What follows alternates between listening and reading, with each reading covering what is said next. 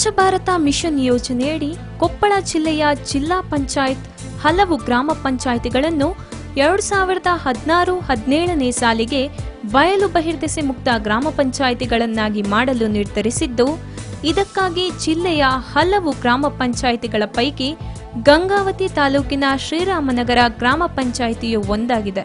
ಆ ನಿಟ್ಟಿನಲ್ಲಿ ಈಗಾಗಲೇ ಗ್ರಾಮ ಪಂಚಾಯಿತಿಯ ಶೌಚಾಲಯ ಹೊಂದಿರುವವರ ಹಾಗೂ ಹೊಂದಿಲ್ಲದವರ ಸಮೀಕ್ಷೆ ಮಾಡಿಸಿ ಮಾಹಿತಿಯನ್ನು ಕ್ರೋಢೀಕರಿಸಲಾಗಿದೆ.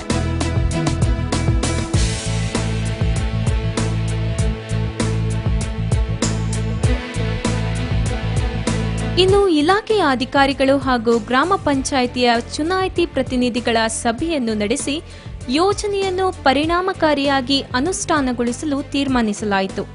ಆ ನಂತರ ಗ್ರಾಮದಲ್ಲಿನ ಜನತೆಗೆ ಶೌಚಾಲಯದ ಮಹತ್ವವನ್ನು ತಿಳಿಸುವ ಕಾರ್ಯ ಪ್ರಾರಂಭವಾಯಿತು.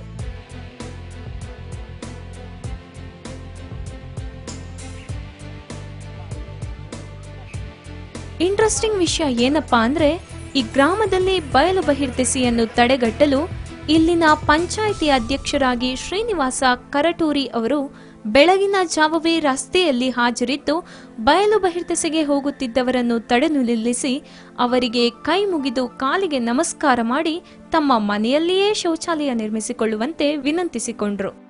ಎಲ್ಲ ಸೌಕರ್ಯ ಮಾಡಿಕೊಡ್ತೀವಿ, ಮೆಂಬರ್ ಇದ್ದಾರೆ, ಮೆಂಬರ್ ಎಲ್ಲರೂ ಅನುಕೂಲ ಮಾಡಿಕೊಡ್ತಾರೆ. ನಿಮ್ಗೆ ಏನಾದರೂ ಇದ್ರೆ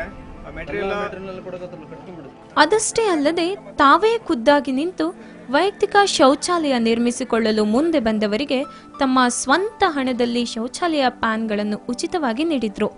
ಇದು ರಾಜ್ಯದಲ್ಲಿಯೇ ಒಂದು ಹೊಸ ಪ್ರಯೋಗವಾಗಿದೆ.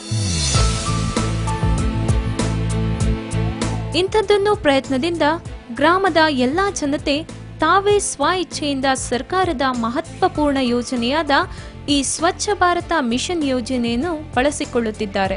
ಇದು ನಿಜಕ್ಕೂ ಶೌಚಾಲಯ ನಿರ್ಮಾಣ ಕ್ರಾಂತಿಗೆ ಮಾದರಿಯಾಗಿದೆ.